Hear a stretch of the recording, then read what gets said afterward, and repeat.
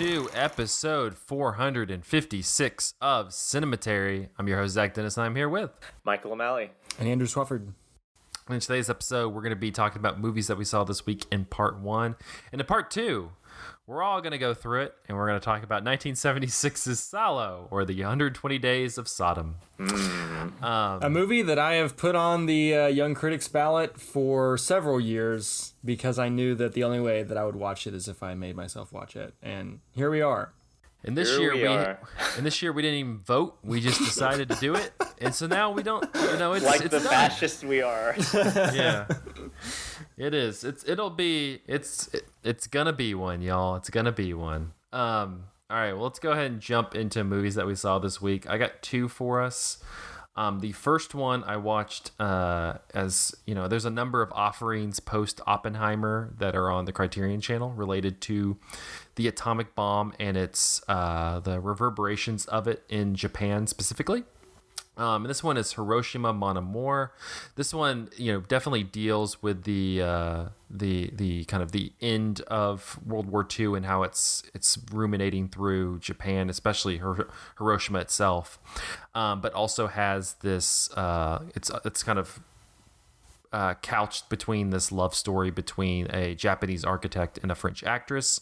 But this comes from, it's from 1959. It's directed by Alain Resnais, who we've talked about before. I know we've talked about Night and Fog, his movie where he's going back to concentration camps and talking about the Holocaust and cutting in between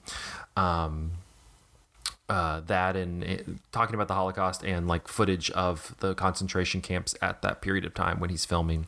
But this one, like I said, the story of it is, you have it's broken up into different sequences, but, long conversations between this Japanese architect and a French actress who have met in Hiroshima. She's there filming a movie. He lives there, and they've just, they met up somehow. You kind of catch them in media res, like they've already, have hooked up once and are like now like it's the the morning after of just started kind of like talking to one another.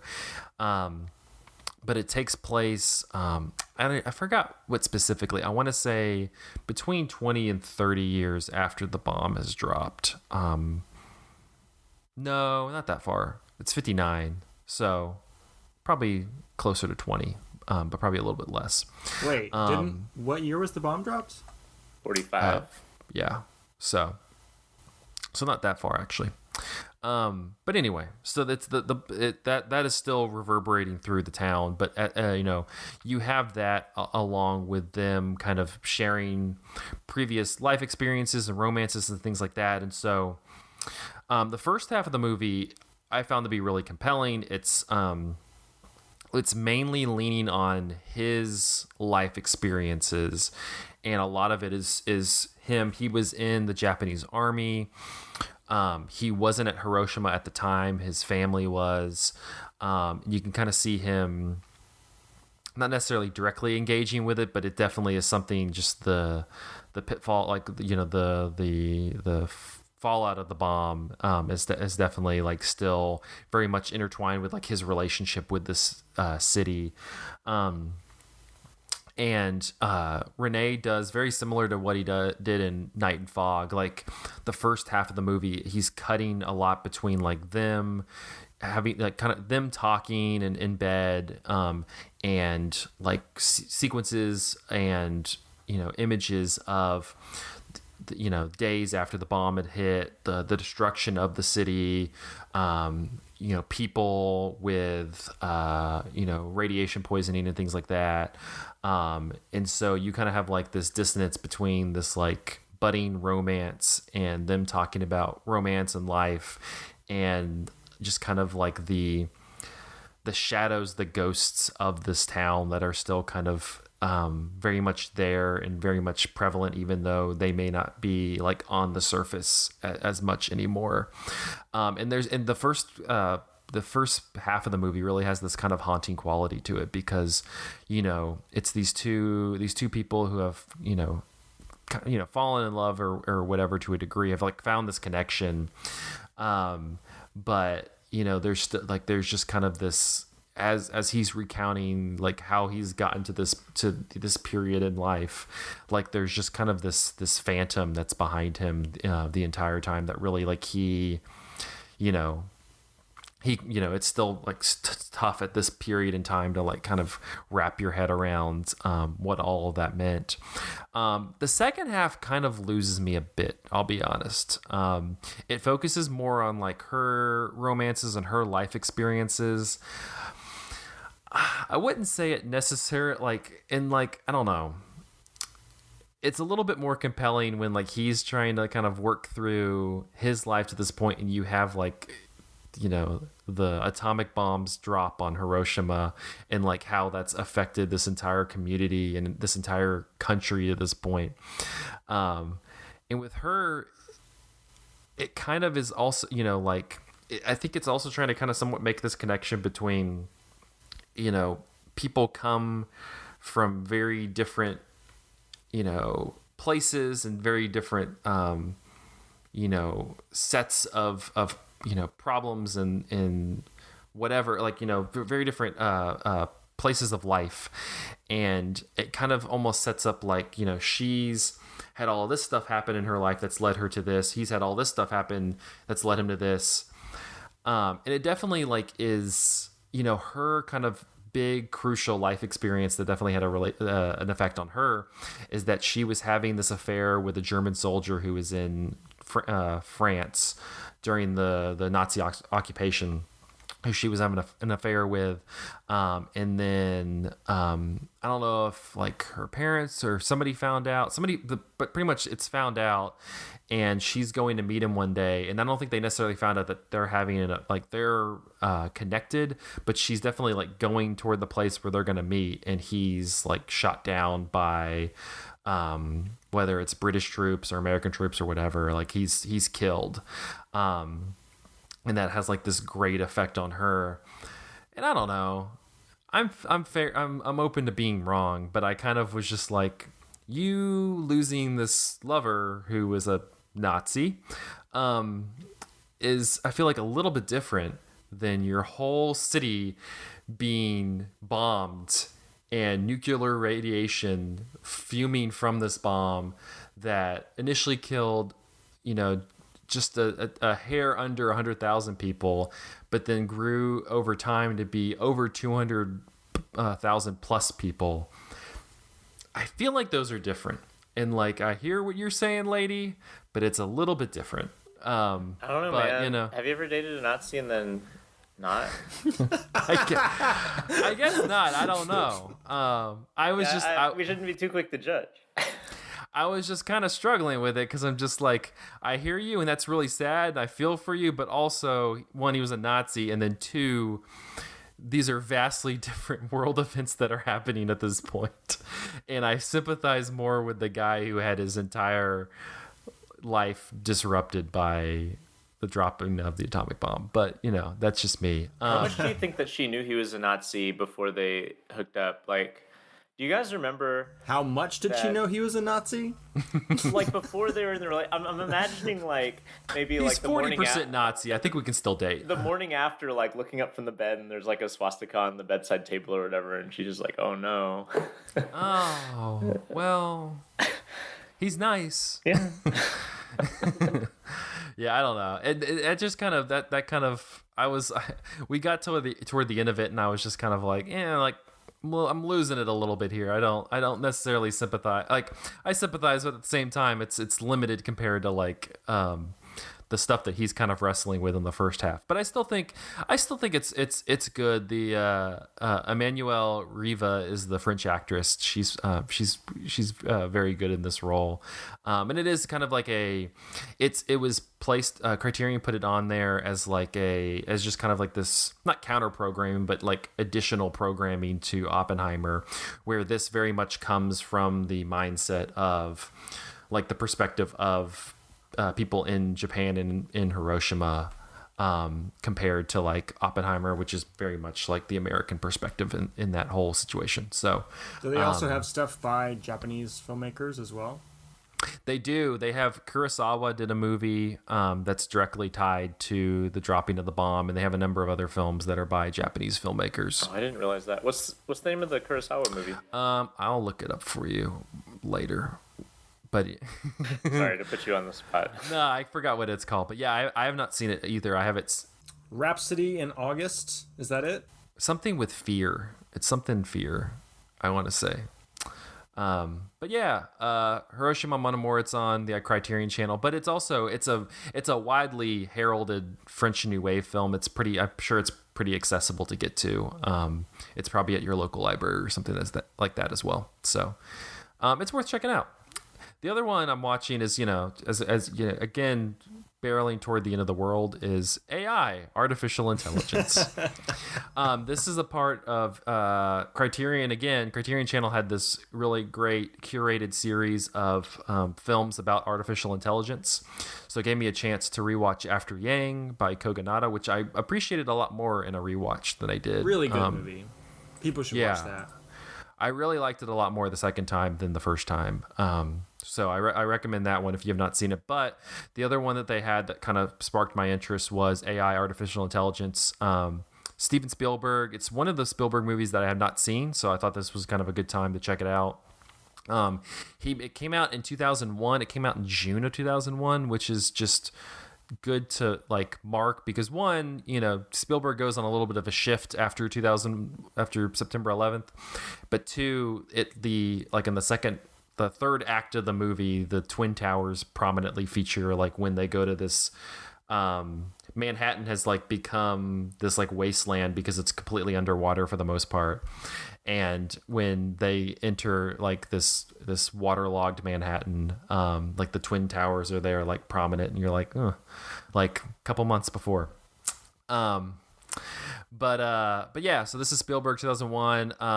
It follows David, who played wonderfully by Haley Joel Osment, who is the first. At this period they don't say what year it is, or maybe I can't. I don't think they do though. They don't say what year it is necessarily when the movie starts. But at this period in time, we've developed artificial intelligence with robots. And so you have a bunch of robots who perform a lot of different tasks. They talk a lot about servant robots.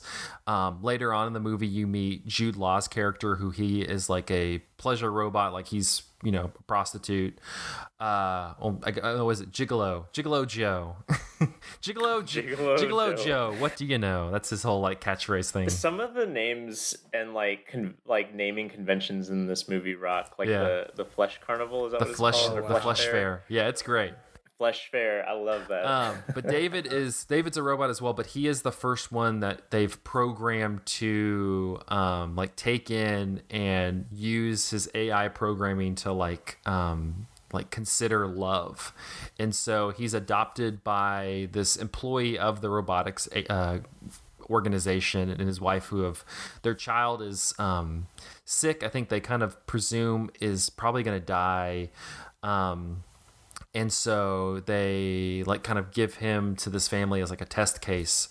And then, it's kind of tough as he's working through his programming, and they're kind of trying to react to this child robot. So there's kind of the at the beginning, the pitfall, them trying to kind of work a relationship, and they do it. The wife, who's played by Frances O'Connor, who she's very good as well, is able to start kind of developing a relationship with David. But then their child gets better, and their child, who's played by the brother of who's the brother in Even Stevens. That just made me laugh. He's healed. He comes back home, and so then that adds that whole dynamic of David, who was for all intents and purposes was an only child, and then is becoming this kid is better again and comes home and now has a brother, and then David is just I was an only child, and now this other guy's here who is their actual flesh and blood, who constantly is telling him that he is an organic human and you're a robot type thing. And so, the brother clearly wants to get David out of there, and so kind of leads him into a number of different situations that leads the family to go, we're going to get rid of him. And the mom doesn't want to go through with it because it's made clear if they're going to get rid of him, they have to take him back to this robotics company, and they're going to destroy. They're just going to incinerate him. And so she like lets him go. Like this is when it kind of very much like starts to dip into the fairy tale allegory that's going on throughout this entire movie, where she just kind of dumps him in the woods. He has this called a super toy, this robotic bear named Teddy that is like with him. Oh, I thought David was a super toy. Is that not the case? They call him the super toy. I think the teddy bear is like specifically called a super toy because it is like it is reacting and can have conversations with the child. Gotcha. And so Teddy and David are pretty much just like left in the woods. And that's where they end up, Jude Law's character, he gets tied up with this murder. And so he tries to run away, but ends up getting caught up with David in the Flesh Fair, which is like led by Brendan Gleeson. Yeah, the Flesh Fair. That like they're like picking up robots. And pretty much it's just like, all hell's loose, just like torturing and killing robots for humans' pleasure. I have a very vivid memory of that shot where it's like going down a train track through this like big neon mouth thing that is also on the cover of some of the DVDs. I was telling Michael before we recorded, like it's a really dark and kind of frightening and like depraved sequence that you forget this is a Steven Spielberg movie, and you're just like, this is crazy, like what's going on here. It's kind of like the island of misfit toys, but you're there and they're taking the misfit toys and torturing them and tearing them apart or blowing them up. It's very like sad and weird and depressing. I remember watching it with my parents when it came out, like renting it at Blockbuster or something, and they turned it off at the Flesh Fair scene. I had to rewatch it on my own in college. Yeah. How old were you when that? Like, I imagine that must have been a really common thing where families like Steven Spielberg with the child actor. Like, this must be a family movie. I would have been 9 when it played theatrically, so maybe 10 or 11. It's not a movie for a 10-year-old. That movie would have been too intense for me when I was 10. But anyway, they're able to kind of escape that. Anarchy kind of reigns because the crowd turns on the Brendan Gleeson character because it's clear that that David is like they feel is much more sentient than a lot of the other robots. So David, as well as Gigolo Joe, Jude Law's character, are able to get out.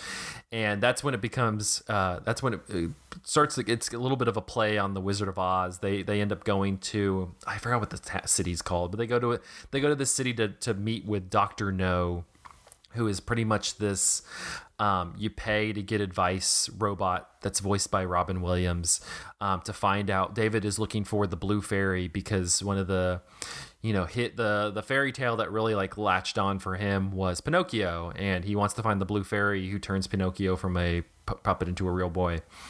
And so they go to Dr. No.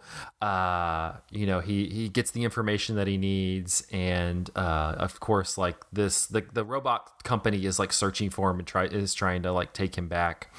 And I'm gonna kind of, I don't know, I guess I can keep going.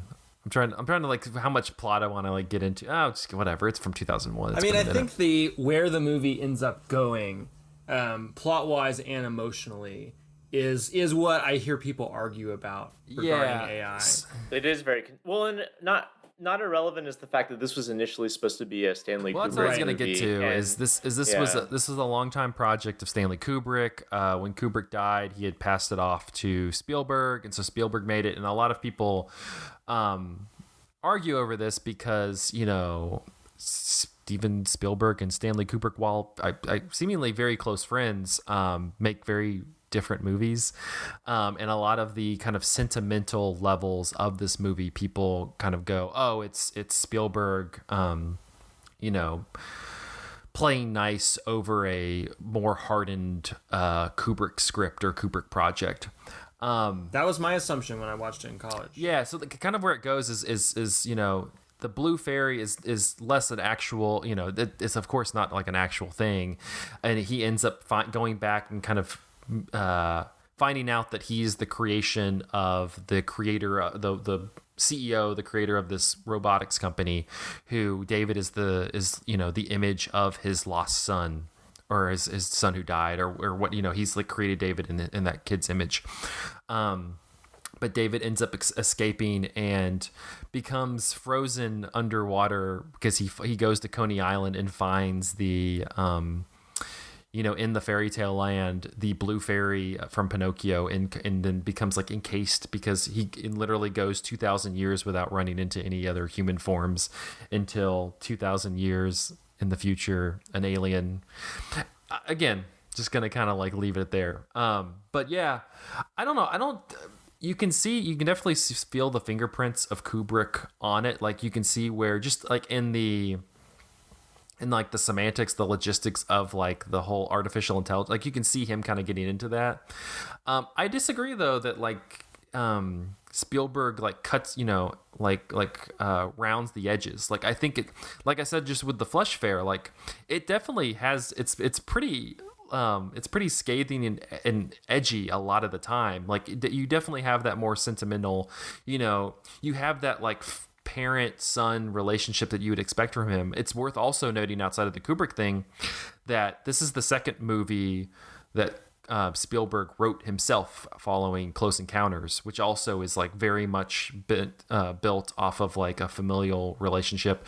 And this is the second movie before his third movie, which was Fabelmans. So it kind of tracks with his writing record, like how he kind of crafts this movie. I wonder what that means exactly, that this is a movie that Spielberg wrote himself, if it's a movie that was worked on by Kubrick for a long time and also adapted from a story before that. Yeah, I mean, that's a good question. I mean, maybe there's an answer. I would say maybe it was something that like Kubrick, Spielberg was kind of like, hey, because of the nature of him taking the project, maybe it was kind of like he wanted to handle it himself. I think like it's exaggerated the extent to which Kubrick had begun work on this movie. Like I think it was more of like a treatment or something like that. Because Spielberg has literally the only writing credit on the screenplay, which indicates to me that whatever movie we see now, he kind of worked on from the ground up, maybe like having talked to a Spielberg or something, or Kubrick or whatever. You don't see the only acknowledgments of Kubrick is there's a special thanks to the Kubrick family near the end, and then he dedicates the movie to Kubrick. So, but you don't see like it's not like they have a producing credit or a writing or story credit or anything like that. But yeah, the ending is another, and that's where I think a lot of people argue, is they feel like Kubrick or Spielberg is just way too sentimental in the ending. The movie ends with like I said, like he's been frozen for 2,000 years. The human race has become extinct or has morphed into this much more celestial alien form. It's it's not human beings as we're familiar with. We're supposed to think those are humans. I think it's kind of it's either they. I don't think it's really not giving us a sense either way, but it's clear that like either the human race has gone in that because of like artificial intelligence and robots has gone in that direction, or these aliens have just kind of come to Earth following the extinction of the human race. That was what I assumed. Something along those lines. Well, I'm looking on Wikipedia and it says that mecha have evolved into this advanced life form. Are mecha the robots? Yeah. Oh, okay. So. That's what Wikipedia says. And that's why they're really fascinated with David. Is they're like he's the only mecha, he's the only robot alive that has like interacted with flesh humans. Like at this point, none of them have interacted with that. And so they create this kind of reality for him that is his old house, and pretty much his only wish, that he gives to the Blue Fairy is he wants to like be with his mom again. He wants to be with the Frances O'Connor character, but as they lay out, he can, but by nature of whatever technology or what have you, she'll only live from the time she wakes up to the time she goes to sleep. When she goes to sleep, she's gone forever again. And so the ending of the movie is like him playing out this day with her, and then at the end she goes to sleep and he ends up going to sleep with her, Which I think, and then it kind of like fades out, and I think a lot of people read it as like, oh, like he got the day he wanted, now he's asleep, and that's it. And I'm like, no, I think he just died. Like, she's dead now. He got what he wanted, and then he died, and everybody's dead now. Like, and even if he doesn't die, like what he got was like a simulacra of a mother, like for a day. Like it was not even like a real meaningful long-term connection. Like he waited 2,000 years frozen under this glacier, and then got one day of like a fake mom. Yeah, it's not I mean, it's not sentimental. it's pretty bleak. And so I don't know. I think does it kind of trick the audience into making it feel sentimental, even if it's not? Quite honestly, truly? I think the audience thinks it's sentimental because it's Spielberg. I do think though, like if I'm remembering right, it's been a long time since I saw this movie, but if I'm remembering right, like the score and like the way it's filmed is very warm. It is. It's the and there's like a sense of, there's like a pervasive sense of irony throughout. Like if you're paying attention to what's happening, but if you're not, there's definitely like a text in between the lines type. Like I don't think like Spielberg is definitely if a lot of times it feels like a Steven Spielberg movie. I don't think that's what he's saying the entire time though. I also think Spielberg is like ironic in ways that people don't always give him credit for. Like there's like, speaking of Hiroshima, if you've ever seen Empire of the Sun, there's this really incredible sequence where Christian Bale's character sees the blast, like the flash of light from the atomic bomb, and he thinks it's some mystical, like amazing event. And it's like all those Spielberg tropes, so like the Spielberg face, like looking up in the sky and there's lights and all that, but it's like the atomic bomb. So I don't know. I think it is like a trope of Spielberg's to have that kind of pure sentiment, but it's also a really long-term trope of his to have, like kind of baiting you with sentiment with something that's like kind of horrifying. Well, and you think about like, I think also like our modern relationship with fairy tales, I think you have to kind of think is like this direct relationship with like Disney, like, Pinocchio or Little Mermaid or Beauty and the Beast. Like the Disney version of that is vastly different from like the origins of that fairy tale.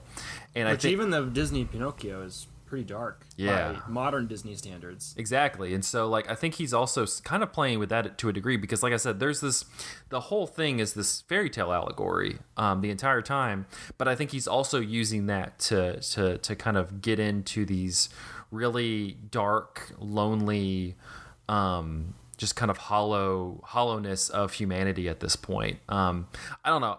I'm Maybe people are talking about it. I feel like people aren't talking about this movie enough. Like it's really an incredible movie.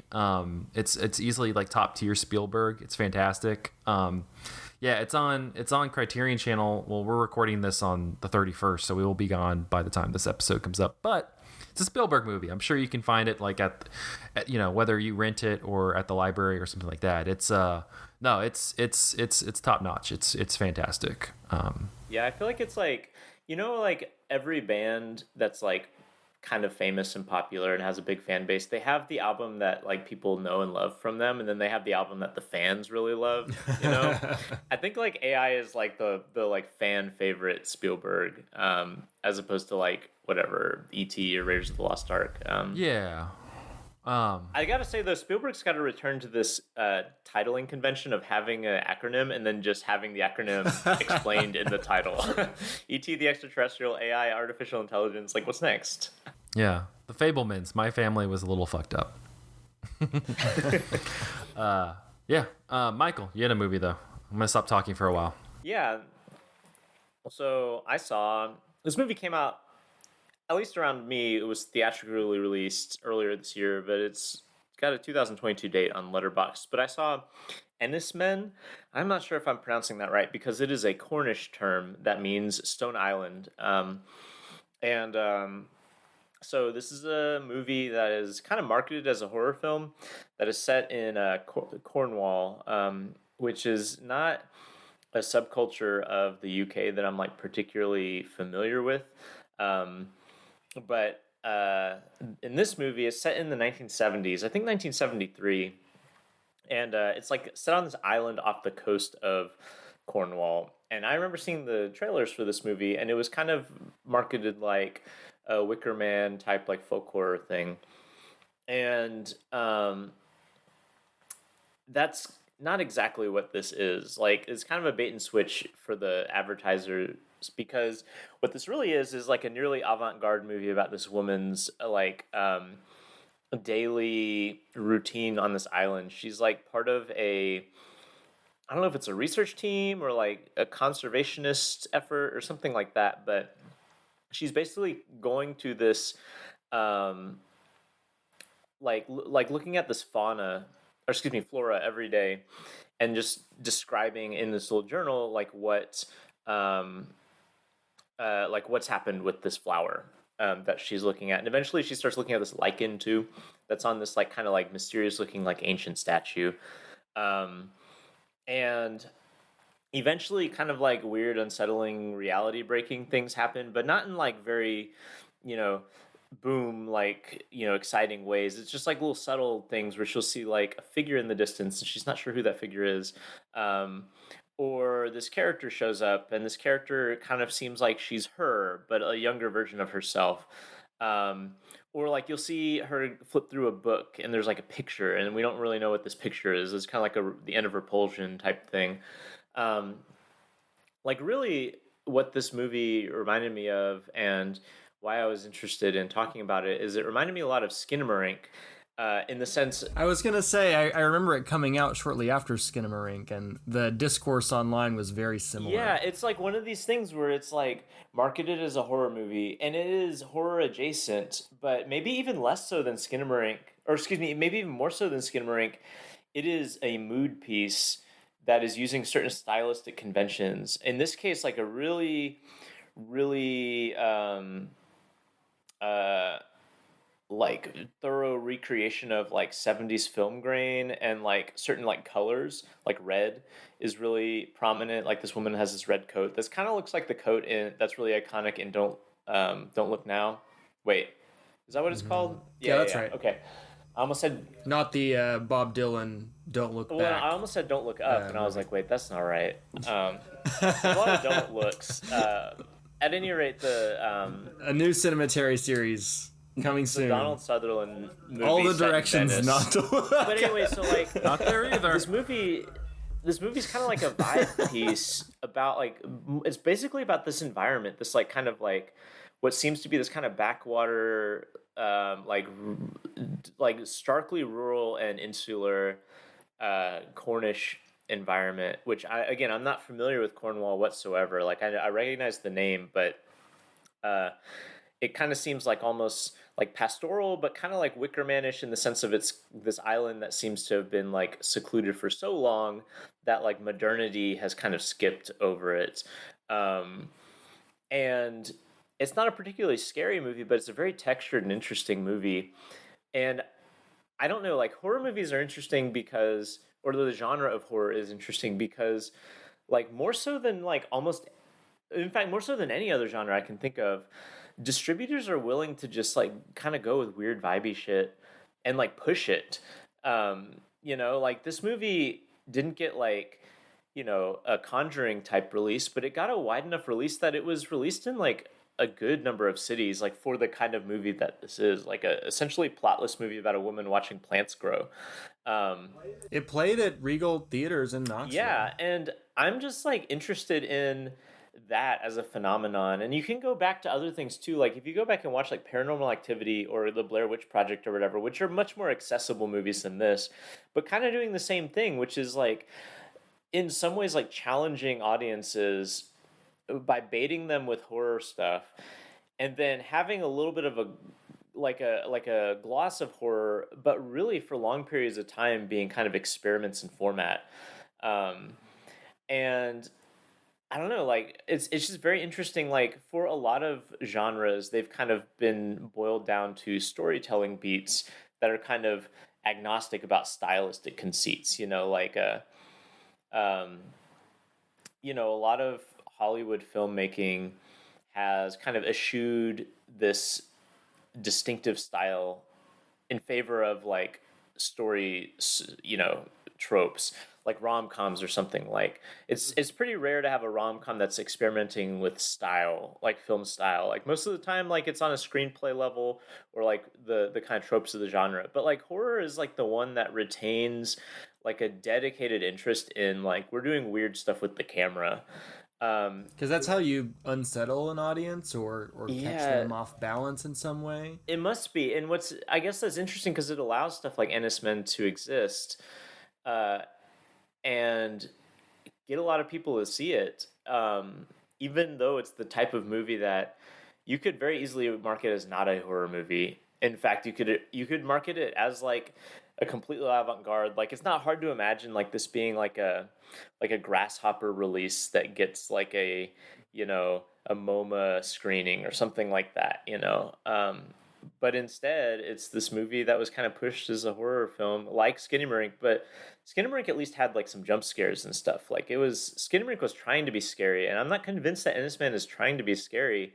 It's like vaguely unsettling, but really, it's just this like really sumptuously textured movie that is most interesting when you're just looking at stuff. Like you're watching these plants grow, or you're listening to water trickle. And it's all done with this like really heavy film grain, this kind of like color dynamic that is very.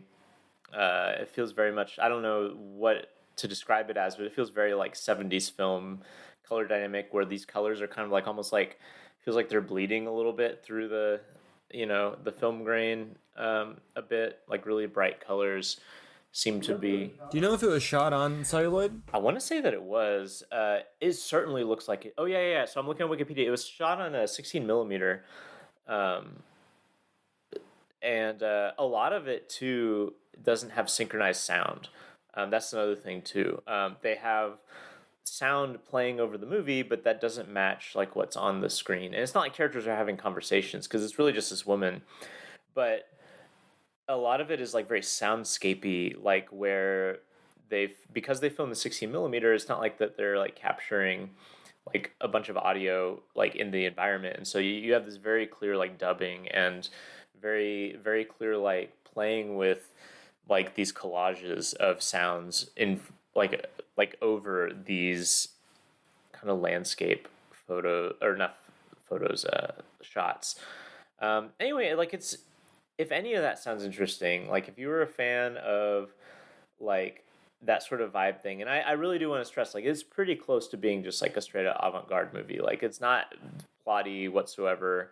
I saw some people on Letterboxd compare it to Men, the Alex Garland film, and I guess like in terms of setting, it's not that different. Like a kind of secluded, rural, like UK-ish thing, but like otherwise, like it has none of the silly like,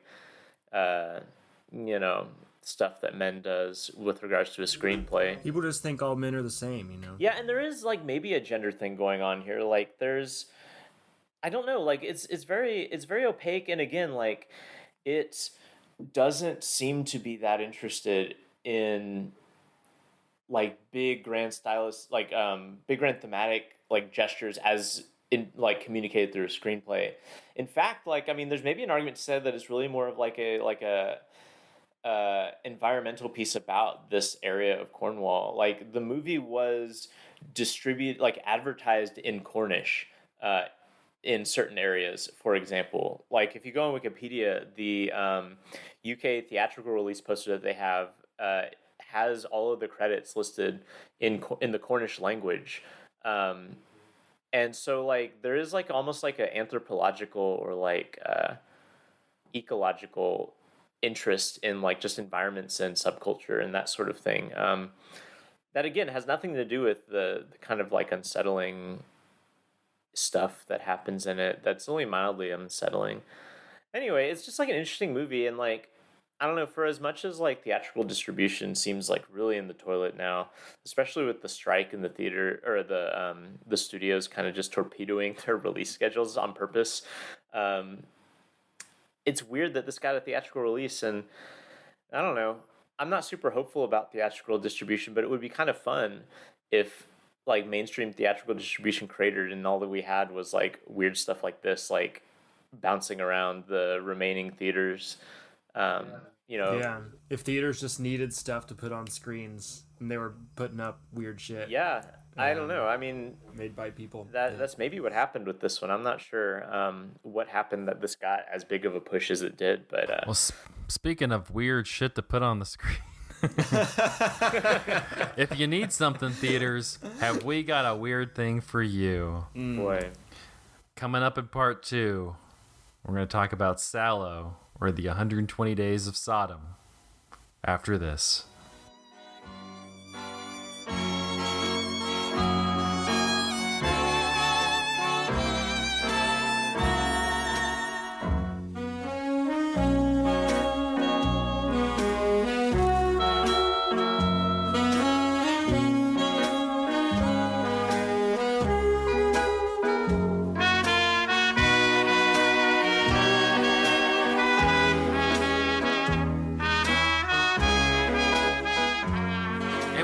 Part 2 of episode 456 of Cinematary. In this part, we're going to be talking about, or continuing our Young Critics Watch Old Movie series with 1976's Salò, or the 120 Days of Sodom.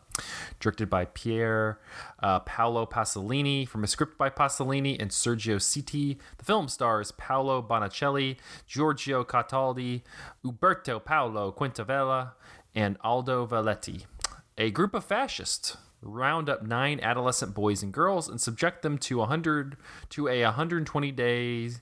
Well, that's not grammatically correct. They subject them to physical, mental, and sexual torture for 120 days.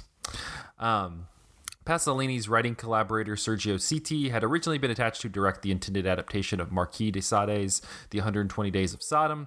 During the creation of the first drafts of the script, Pasolini appealed to several of his usual collaborators.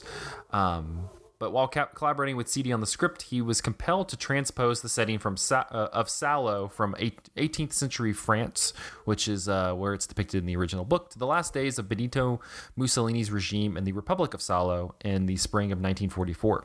Salò is a toponymical metonym? I don't know what that means for the Italian Social Republic, because Mussolini ruled there from this northern town rather than from Rome, which was a puppet state of Nazi Germany. While writing the script, it was decided between Citti and Pasolini that the latter would direct the project, as Citti had planned to write a separate project after completing Salò. Pasolini noted his main contribution to Citti's original screenplay as being its Dante-esque structure, which Pasolini felt had been de Sade's original intention with the source material. In the film, almost no background is given on the tortured subjects, and for the most part, they almost never speak. Pasolini's depiction of the victims in such a way was intended to demonstrate the physical body, quote, as a commodity, the annulment of the personality of the other. Specifically, Pasolini intended to depict what he described as an, quote, anarchy of power, in which sexual acts and physical abuse function as metaphor for the relationship between power and its subjects. Aside from this theme, Pasolini also described the film as being about the, quote, non-existence of history as it is seen from Western culture and Marxism. Franco Merli was considered to be a prototype of the Pasolinian boy. Ezio Mani remembers during filming, quote, the same with Franco Merli, the guy chosen for having the most beautiful butt. When they reward him by holding a gun to his head, he suddenly protested he couldn't handle that scene, and the assistant director had to go and give him a hug. The shoot. How many times did people need a hug after filming a scene in this movie? I feel like that couldn't have been the only time. The shooting, carried out mainly in the 16th century Villa Gonzaga Zani in Villampinta in the spring of 1975, was difficult and involved scenes of homophilia, coprophagia, and sadomasochism. The acts of torture in the courtyard caused some of the actors to suffer abrasions and burns. Actress Helene Sergeri described the film shoot as, quote, unusual, with nearly 40 actors being on set at any given time, and Pasolini shooting, quote, enormous amounts of footage. She also noted... Is that the unusual part? Yeah, that's the unusual part. She also noted the mood on the set as, quote, paradoxically jovial and immature in spite of the content. In between working, the cast shared large meals of risotto and also had football games played against the crew of Bernardo Bertolucci's Novecento, which was being filmed nearby. It also marked the reconciliation between the then 34-year-old Bertolucci and his old mentor after several disagreements following Pasolini's criticism of Last Tango in Paris in 1972 and his failure to defend it from drastic censorship measures. Bertolucci No, they just were filming stuff near each other. Oh, okay. Well, yeah, brought together by Salò. During production, some reels were stolen and the thieves demanded a ransom for their return. Using doubles, the same scenes were reshot but from a different angle. At the trial of Pasolini's murder, it was hypothesized that Pasolini was told the film reels were discovered in Ostia Lido. He was led there by Pelosi, the accused, and fell victim to an ambush where he died. I don't have enough time to get into the Pasolini murder, which is a whole other thing. I didn't know Pasolini we can talk was murdered. about. Dude, yeah, it was a political assassination as yet unsolved. Shit. Pasolini was undecided on what type of conclusion the film should have, to the point of having conceived and shot 4 different endings. The first was a shot of a red flag in the wind with the words "Love You," but it was abandoned by the director because he thought it too pompous and prone to the ethics of psychedelic youth, which he detested. The second showed all the actors. Pasolini hated hippies. The second showed all the actors, other than the 4 gentlemen, the director and his troupe, perform a wild dance in a room of the villa furnished by red flags, and the scene was filmed with the purpose of using it as a background scene during the credit, but was discarded because it appeared, in the eyes of Pasolini, chaotic and unsatisfactory. Another final scene discovered years later, which was only in the initial draft of the script, showed after the tortures end, the 4 gentlemen walk out of the house and drawing conclusions about the morality of the whole affair, finally keeping the idea of the dance as the summation of carnage. Pasolini chose to mount the so-called final Margarita with the 2 soldiers dancing. Salò has been banned in several countries because of its graphic portrayals of rape, torture, and murder, mainly of people thought to be younger than 18 years old. The film remains banned in several countries and sparked numerous debates among critics and censors about whether or not it constituted pornography due to its nudity and graphic depiction of sex acts. The film was rejected by the British Board of Film Censors in January 1976. It was first screened at the Old Compton Street Cinema Club in Soho, London in 1977 in an uncut form and without certification from BBFC Secretary James Furman. The premises was raided by the Metropolitan Police after a few days. A cut version prepared under Furman's supervision, again without formal certification, was subsequently screened under Cinema Club conditions for some years. In 2000, in an uncut form, the film was finally passed for theatrical and video distribution in the United Kingdom. The film was not banned in the United States and received a limited release in October 1977. It was, however, banned in Ontario, Canada. In 1994, an undercover policeman in Cincinnati, Ohio, rented the film from a local gay bookstore and then arrested the owners for pandering. A large group of artists, including Martin Scorsese and Alec Baldwin, and scholars signed a legal brief arguing the film's artistic merit. The Ohio State Court dismissed the case because the police violated the owner's Fourth Amendment rights, without reaching the question of whether the film was obscene. And in 1976, the New York Times said, Salò is, I think, a perfect example of the kind of material that, theoretically anyway, can be acceptable on paper, but becomes so repugnant when visualized on the screen that it further dehumanizes the human spirit, which is supposed to be the artist's concern. On that note, let's talk about Salò. I think it's fair to say nobody has seen this. No. Last time? Probably last time. First time, last time over here. Yeah. Probably last time for me, too. I was telling Zach, and Andrew, you know this, I recently brought the Pasolini 101 box set from Criterion, which didn't have Salò That's in wild it. to me. And Why is that not in there? Well, it doesn't have a lot of his movies. The others of his movies that are currently in print by Criterion, so those would be the Trilogy of Life, and then also Salò, were not included in that. It's all his other movies. And those have Criterion releases. Yeah, well, a lot of his movies have had Criterion releases in the past but are out of print now, such as like The Gospel According to St. Matthew. But I was initially like, that's too bad that Salò's not in there. But having watched it, I think I'm good not owning it. Yeah. Like, it's not going to be in heavy rotation. I think that speaking of the distribution of this movie, it is worth noting that because the Knoxville Public Library does not have a copy of Salò for some reason, Probably Glenn Jacobs found out about the undercover cop incident in Cincinnati and pulled it. Certainly. But we all, I believe, had to watch this movie on a website called effedupmovies.com, spelled phonetically. It's there if you want to watch which it. had pretty good picture quality. It's actually it's good I quality. was surprised. It gives you subtitles, so yeah, you can hear what they're saying in between the sodomy. Right. Yeah, I think a good place to kind of start out is I was reading. Honestly, this is a fascinating movie to like dip into the Letterboxd reviews for, because you have like you have like the 5-4-star like people with it, and then you have like the 0.5 star, 1 star, like no star people who are just like no. And like I saw one, like the most popular review is like something along the, like, I'm paraphrasing, but like you have to get to a special level of film major to find any appreciation for this movie, which is a little flippant and dismissive. I get what they're saying, but though I very much empathize with this person who then edited his review, or their review, to say, this review is years ago, my opinions on movies have changed. If you comment on this old ass review, still bitter, please move on. That's my life. It says the highest rated 8.5. Yeah, I know you live with that, Andrew, but I have to say it's a great bit. It's a great joke. I'd still like approve of it. I'm glad that you enjoy really it. like I've long since my enjoyment of that joke has faded. But like I'll say, probably never gonna watch this again. I don't really necessarily. I mean, I guess it's great that I got the chance to watch it. Sure.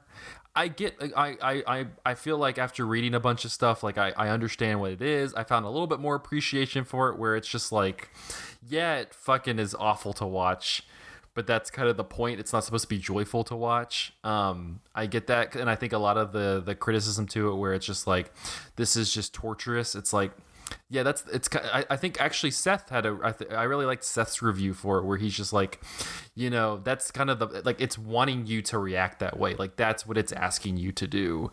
And so on that level, I think I get it. But yeah, I don't really know where I sit on it. I really don't know how I would give this a starred or whatever review. Oh man. So glad I don't do star ratings. Yeah, I don't. I mean, how did y'all, like, how have y'all processed the movie and like come to something on it? I think I actually really liked this movie, but I probably won't watch it a ton. I could see myself rewatching it, but not a lot. But I think the thing that surprised me about this movie is by the end I was sad. Like, I wasn't really expecting to be sad watching this movie, but it really is a bummer. And it's not a bummer. I mean, it is a bummer because of all the rape and, forced eating of human excrement and stuff like that. That's sad, like, as a concept. But, like, the movie itself... It's more disgusting. Yeah, it's more disgusting, but the movie itself, like, bummed me out. Like, the final scene, which I think is really good, is these two Nazi guards talking to each other about what their girlfriends' names are, and then they're dancing to this piece. As, like, outside the window, the children are still being, like, tortured. And there's just something, like, just immensely just upsetting and, like, really... inhuman? It's inhuman, but it's inhuman in a way that, like, foregrounds the humanity. Like, the fact that these Nazis are, like, talking about this mundane thing that's happening to the, like, oh, what was your girlfriend's name again? Oh, this was her name. And that's, like, the last line of the movie. And they're, like, dancing. And what, out of context, would seem very sweet, like a moment of connection. After all this, horrible, horrible stuff has gone on. And they're just kind of, like, sharing a sweet, like, moment of camaraderie. Like, I think it really emphasized to me, like, just what, like, the humanity that is lost, like what, like, fascism does to people is, to objectify and commodify them, of course, but also, like, the perpetrators of fascism lose their humanity too, and they're like, there's this, like, sense, it's, like, very stark, because, like, most of the people in this movie are either, like, guards who don't say anything, or these like you know, the people who are the ringleaders who are like philosophizing the whole time, like this really abstract, like high-minded philosophy as these people are being subjugated and humiliated. Yeah, and then all of a sudden there's this just one mundane interaction between these two guards, and it just it just really bummed me out. Like just the more so than seeing anyone killed in the movie, and more so than seeing anyone debased in the movie, to me it like reinforced this idea of like the the loss, like the huge grieving loss of what fascism does. Like, because I mean, I think it's a little abstract in America, not because we don't have fascists in America, but because we don't have fascism like it what happened in Europe. Like what happened in Europe is that an entire generation was either destroyed because they were brutalized by fascism, or were destroyed because anti-fascists killed them. Like that was what happened in Italy. That's what happened in Germany. That's what happened across Europe. And I don't think America has had that. Like America hasn't had a lost generation because of fascism. Like we've kind of incubated fascists away from that sort of thing. But like there's a real sense of like mourning, this, you know, these are people, but they're almost no longer people because of being caught up in either because they have become fascist or they have become the objects of fascists' cruelty. And in both cases, like humanity is lost. And I don't know, it made me sad. And there are a couple of moments where you do see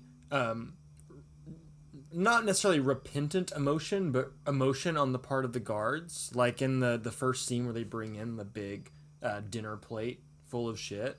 There you can see one of the guards just like really repulsed by what is happening, but they don't do anything about it, right? And it reminds me of like the first actual act of violence that happens in the movie is a guard spits in a woman's face. I don't know if it's a guard or one of the four men who's kind of running this whole. It's like torture. One of the soldiers, like the Nazi soldiers with him, and the woman slaps him, and then he responds like, sorry, just following orders, and everybody kind of seizes her in that moment. Like that's the thing that you've heard a million times about the mundanity of evil, right? But it is another thing to kind of see it happen.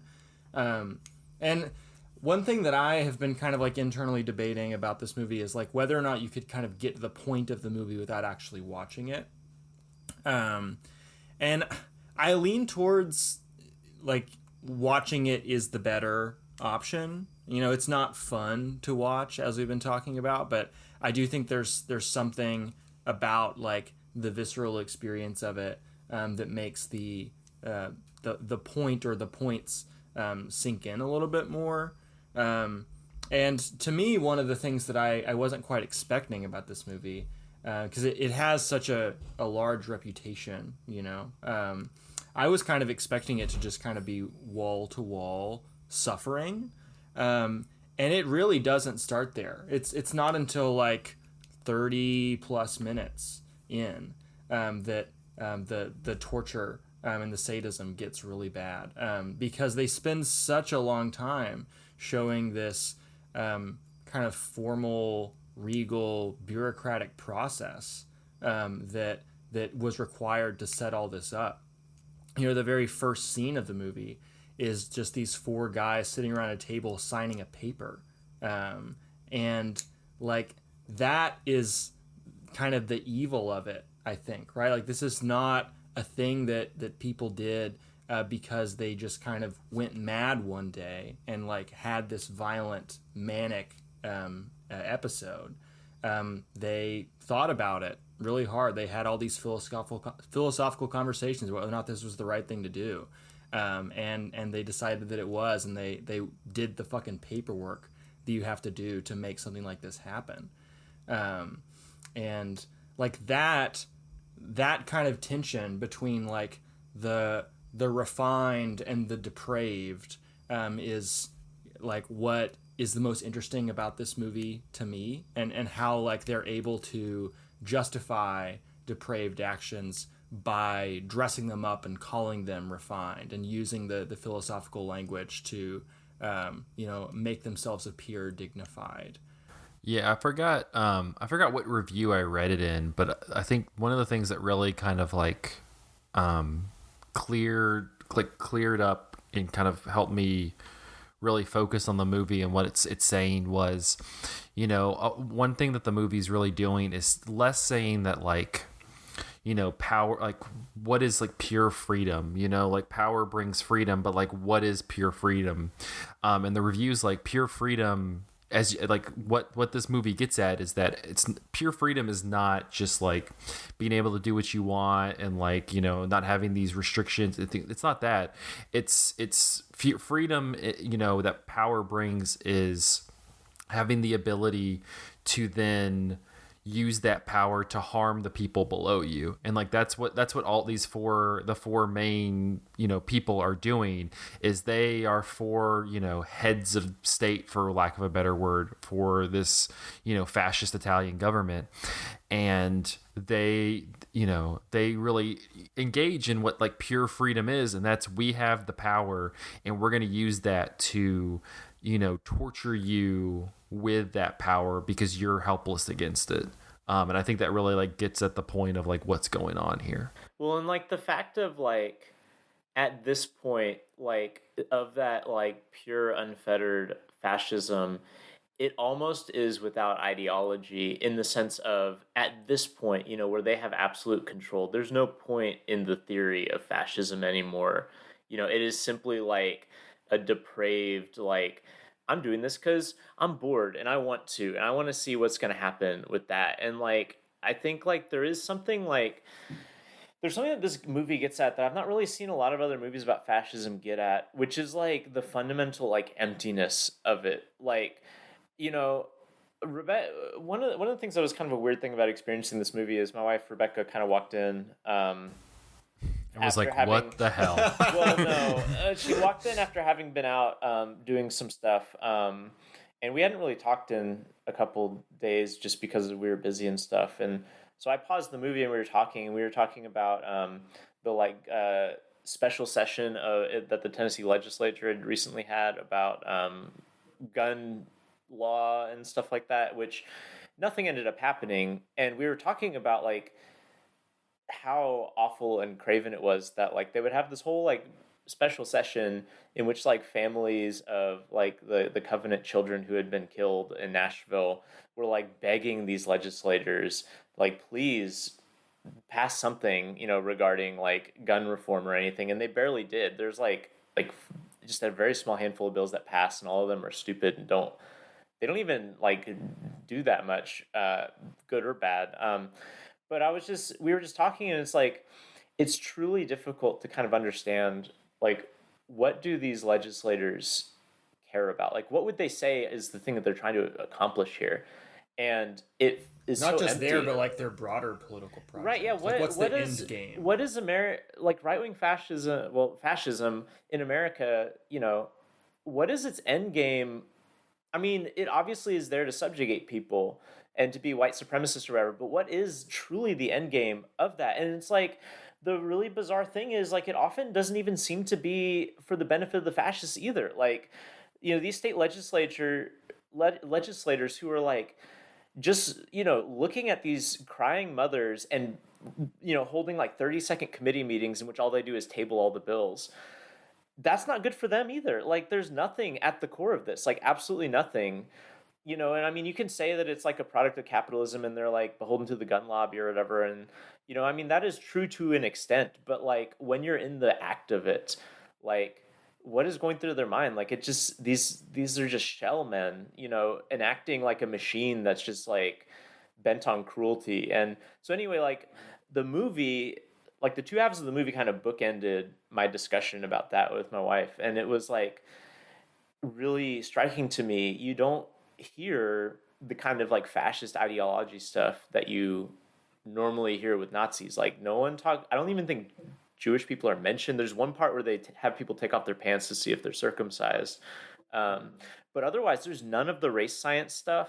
There's none of the like, bizarre like fashion stuff that like, we often associate with Nazis. Like there's none of the like, they barely talk about like capitalism or communism or any of the kind of like cultural wars and economic war stuff that fascism reigned. It's like purely like, now that we're in charge, we just are interested in suffering. What are you gonna do against this? It's funny. I watched this 2 days ago, and then like yesterday, they had the clips of Mitch McConnell just zonking out for the second time in the last 6 months, which then people are now going, we should be nice to him. I'm like, no, he's a terrible, evil human being. I don't really give a shit that he's 80 whatever years old. But that's exactly it, though. Like, that this empty man is being propped up like Weekend at Bernie'd into the Senate for nothing. Like, for what? Like, why?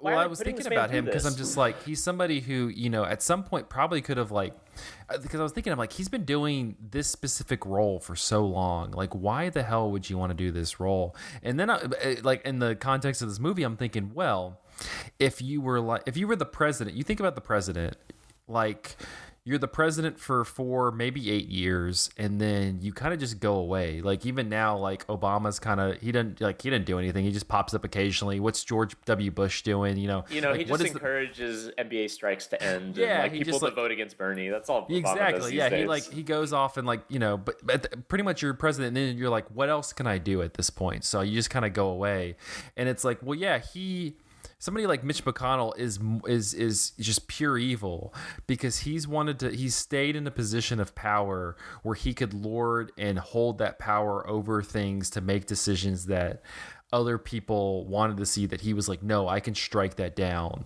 And it's like the same kind of relationship. It's just like pure power is going, I'm going to take that power and use that to, you know, put you in your place.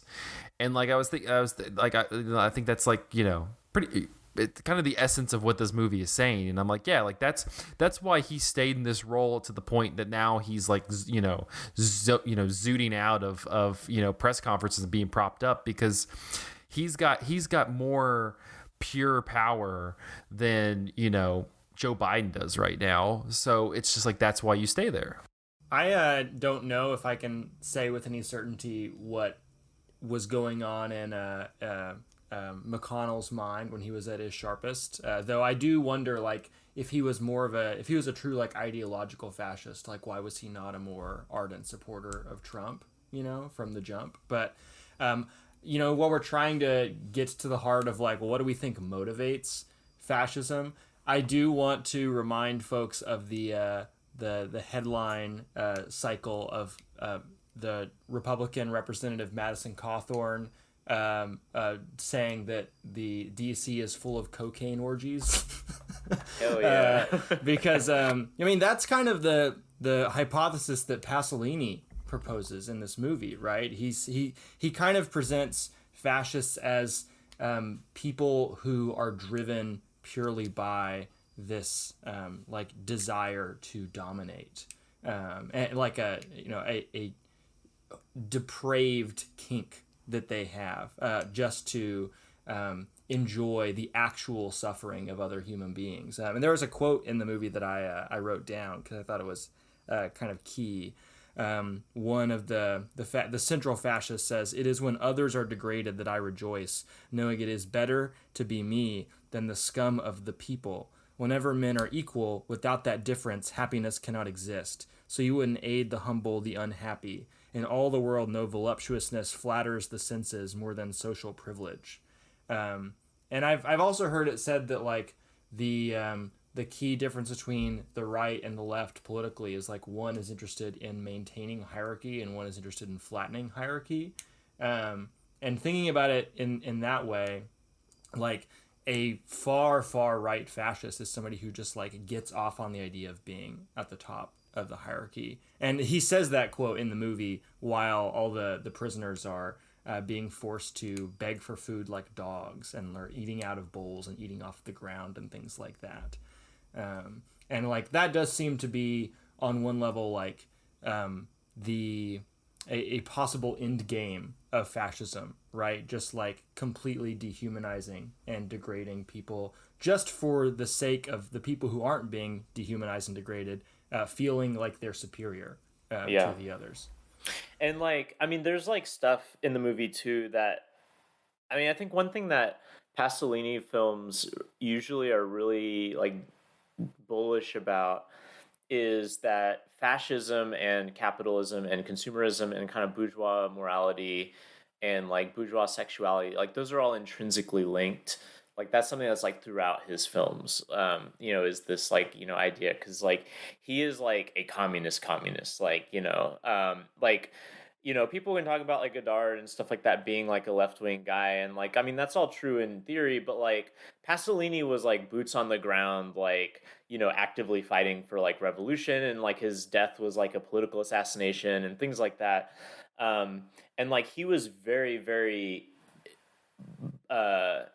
dedicated to the idea that like even though like quote unquote fascism had been defeated in Italy, the ruling class of Italy was functionally indistinguishable from fascism because it still served the same machine. And I think that like one of the things that's kind of interesting in this movie is that like you have all these kind of like allegorical stuff, like the kids like being forced to eat shit and then shitting and then being forced to eat that, like this kind of like cycle of like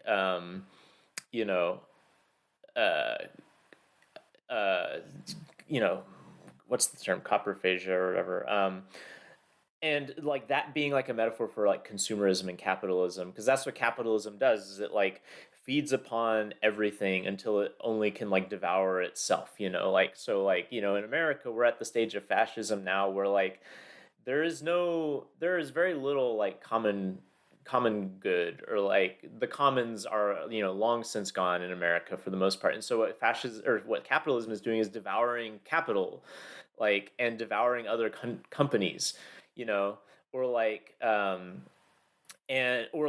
environment. All that capitalism can do to the environment is devour the environment until there's no environment left and is all just like turned into shit. And like the fact of this movie like openly like equating that with fascist suffering, I think is like really sobering. That like the machine of basically the framework of like Western Europe and like its tradition can only like drive toward this outcome. Like they're talking about Nietzsche. This is adapted from a like half-finished novel that a dude wrote in the Bastille in like the 1700s. Like it is like Pasolini is like really interested in like there's just like fascism and all the suffering that fascism creates has continuity with the entire project of like European liberal democracy and all that sort of stuff. Like he's very like interested in that, and like this movie like really, really like put your face in it in a way that like even more so than his other films do. Like it's all like part of this awful experience is like the fact that this kind of bourgeois lifestyle is fascism and causes the same suffering as fascism. The kind of curious, we've talked about like what the four heads of state kind of represent. You also have these four women who, one of them is persistently like, she tells like one story I think, but is persistently like playing the piano while these stories are being told. But you have these four women who for the most part like are aligned with the four heads of state, but are like their mode in this whole operation is to tell these like erotic tales that usually instigate a lot of the violence and sodomy and such that you see, and they're usually tales of subjugation and degradation, abuse, that kind of thing. Yeah, because at least one of them was in sex work, and so like she'll like recount, here's what happened to me, and then they'll do it to the kids. Yeah, well, and like the first story, it's like the whole point is to just feed off of every dirty detail of it in order to kind of like instigate this stuff. So it's just kind of this mode of, we would I would classify them as part of the fascist regime, but at the same time, they're definitely like, again, in terms of like power, like they're definitely a level down from the heads of state, but at the same time aren't the level of the teenagers who are in there. Yeah, I wonder what the history of those characters is. I mean, obviously we can't know, but it seems like the movie is asking us to ponder like how these women came to have the relationships that they have with the heads of state guys, and because they're older, but they seem like they have some sort of a sexual history with the men. I wonder if maybe like they were once victims of these men and have found a way to survive in it by deciding to like it. Like there's one dude, one of the prisoners, who it seems like his strategy is, I'm just going to act like I like everything, and they're going to like me even more for that, and maybe not kill me and not like actually harm me. But I don't know. Yeah. I mean, to me, Ezra Pound is mentioned at one point in this, and like it made me think of, there's also a bunch of like modern art and stuff you can see in the background, and it made me think of how closely tied like a bunch of like artists were with the, like kind of fascism. Like Ezra Pound had a lot of fascist sympathies. Some of the like high modernist literary writers had like some connections with fascism and stuff like that, and like it's just there's a very disconcerting connection with like a lot of people who a generation prior were kind of bohemian and like on the outskirts of like what social acceptability was ended up aligning themselves with fascism, at least like in the build up to World War II. I don't, it kind of changed once the war broke out, but it kind of made me think of that, like how there are like collaborators with fascism who either as a sense of out of a sense of utility or survival instinct or out of a kind of complacency, either embrace or become like kind of jesters to the fascist court, like really bizarrely. So like P.G. Wodehouse, who wrote like the Jeeves like stories, if you ever read those, like that dude like repped Nazis, like seemingly like as a useful idiot, and like just the lineage of people who were entertainers and artists who were fascist collaborators or provided like artistic work for fascists is really upsetting, because there are a lot of names that we recognize. I don't know. That's what it made me think of when I like saw those, like heard the women telling those stories. Because they are the storytellers. That's kind of their role. Any, I guess, kind of to a degree, wrapping up. Any final thoughts on Salò? I mean, we've talked through all of this. Like that's kind of where I've talked myself through the last couple days since watching it. It's definitely, I wouldn't recommend it unless you like really want to. I'm probably not gonna watch it again, but at the same time, like reading this stuff and reading these perspectives on it and kind of thinking more deeply about it, I don't think it, like, it definitely is a provoking movie that is doing a lot of this very depraved, disgusting, these violent acts to provoke you. Like it's definitely not a movie that's not just kind of just trying to just be, we're just, saying this and this. No, like it's trying to provoke you, but at the same time, I understand why it's trying to provoke me, and it's not for nothing. It's not just like he's doing it just to be like, Pasolini clearly is a little bit of a, a little perv, but at the same time, like I understand why he's doing it. 100%. And so it's a movie that, like I think is complicated, but at the same time, like I think I agree with you, Michael, like has a message about fascism that I think is much more clear and nuanced and fascinating than a lot of other movies about it, because it very much is about,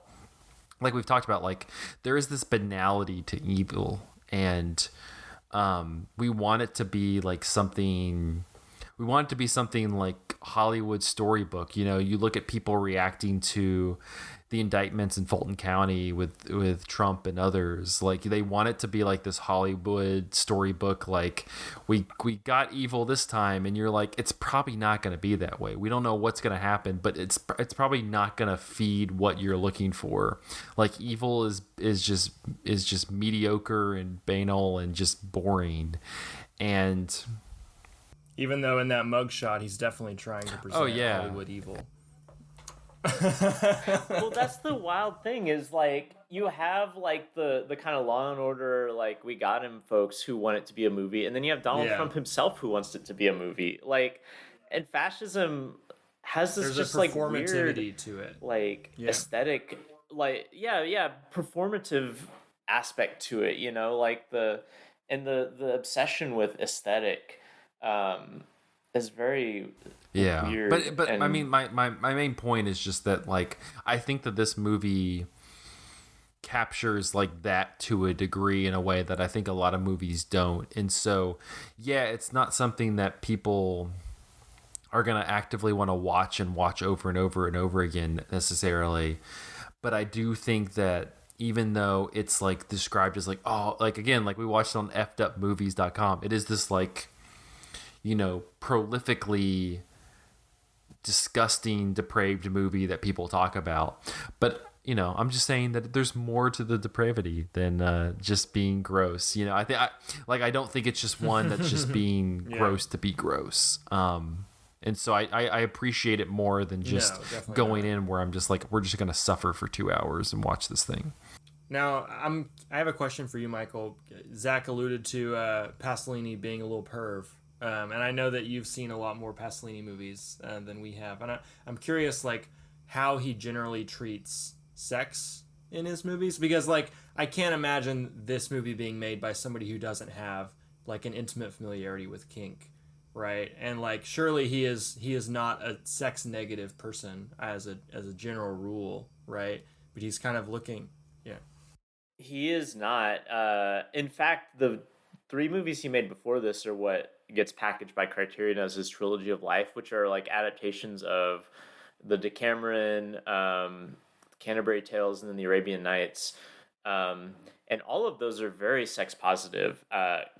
Like, for instance, the Decameron ends with the scene, and I don't know if this is in the original Decameron or not, but his adaptation of the Decameron ends with the scene in which this dude dies. These like devout, like, Catholic people, you know, have kept chaste their entire lives, and they're not gonna have sex until they're married and all this sort of stuff. And this dude dies and comes back and as a ghost, and the guy's like, well, how's heaven?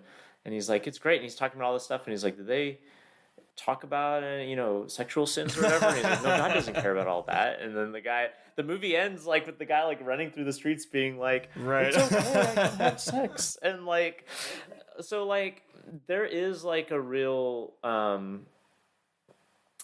sex positivity throughout his films. And like, Pasolini was gay, which is another thing too, is that a lot of his films do involve like either queer coded or explicitly queer sexuality, and like also like a real interest in like the kind of scatological elements of just like bodily functions as well, like, which is a really good fit for like Canterbury Tales and the Decameron and the Arabian Nights. But there's also, I think there's an acute sense of like sex as power play as well. There's a really good film of his called Theorem. The English language title is Theorem, which involves like people basically having sex with God incarnate at the beginning of the movie, and then that like changing their lives in ways that are both good and bad. And then there's another film called, what is it called? Well, even in his Arabian Nights adaptation, there's a lot of like sexual dynamics that are like women subjugated into harems and that sort of thing that are like, you know, troubling in terms of like their sexual dynamics as well.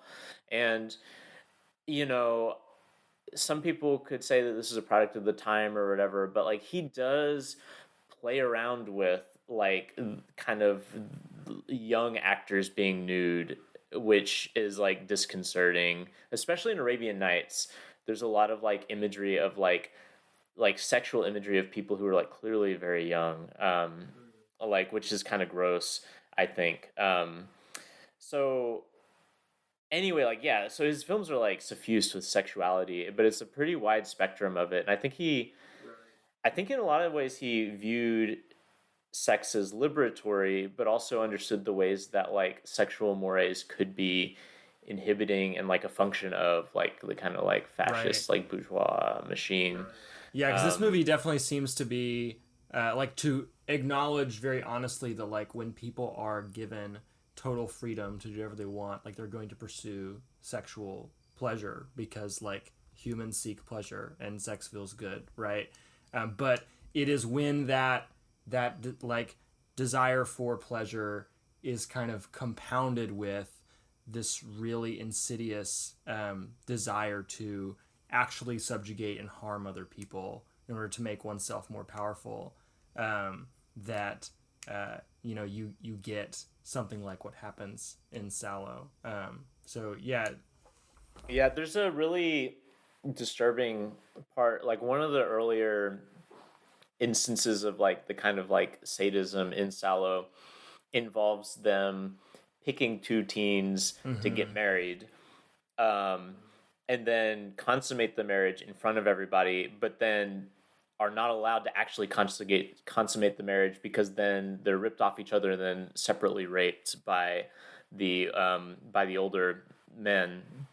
And like there is something about like that as like an allegorical thing about like what is a marriage, and like we have marriage as this kind of idealized like joining of families or like lifelong love or that sort of thing, but that is corrupted by marriage as also being an extension of the state and like possession, or marriage being an extension.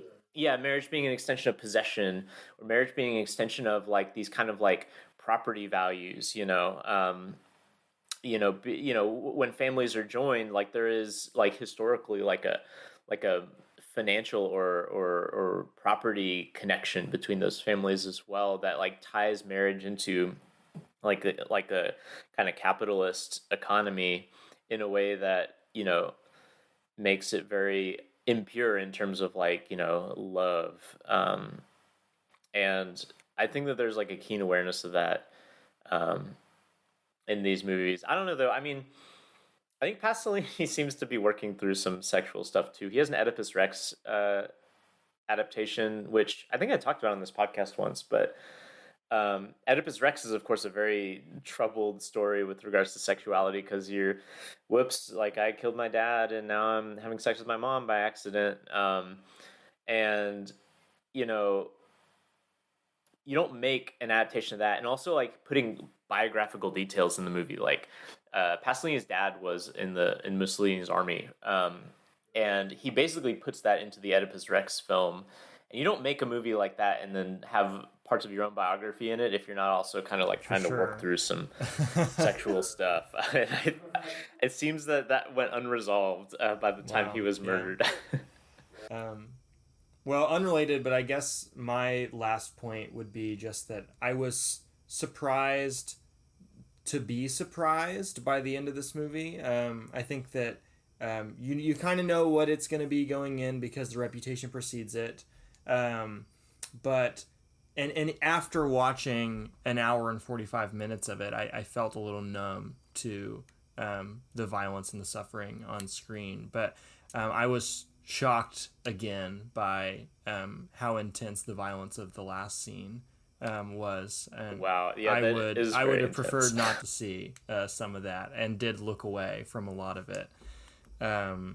But ultimately, I am glad that I watched this movie, and I do think that, like Zach said, it has something to say, and it is not just shock value for the sake of shock value. So yeah, I guess I am a mild pro Salò voice, as much as you can be, Yeah. Well, like we've said, Salò, it's in Criterion. I didn't watch it on the Criterion channel, but it's not on the Criterion channel. I discovered you can watch it on fdupmovies.com.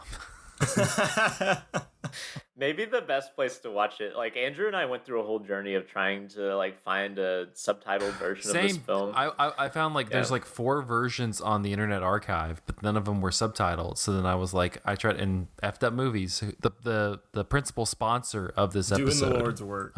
F'd Up Movies. Yeah. I will say that last time, whenever we had the podcast on Pink Flamingos, that's where I watched Pink Flamingos too. Is fupmovies.com. So. Sponsor us. They are. They're not choosing to, but fupmovies.com sponsor this episode. Well, that'll wrap up this episode of Cinematary. You can find us on Facebook at facebook.com/cinematary, on Twitter and Instagram at handle at Cinematary, and on Letterboxd at letterboxd.com/cinematary. Definitely be following us on Twitter and Instagram. This will be going live on September 1st. Andrew and I will be in Toronto the following week, covering the Toronto Film Festival as we do every year. So a perfect time to follow us on those 2 platforms, where we will be posting thoughts, review, quick reviews, stuff like that from the festival. But thank you, big thank you to our patrons. If you'd like to support the show, patreon.com/cinematary. We love anybody who shows some support. Thank you to Cam, Candace Sisson, Ron Hayes, Teresa Marsathi, and Tyler Chandler for supporting the show.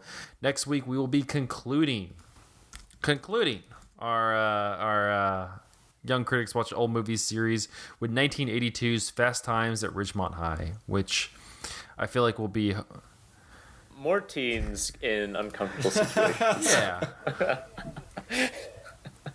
It's the same. In a way. Same movie. I hope it's not the same movie. Until then, thanks for listening. We'll see you next week.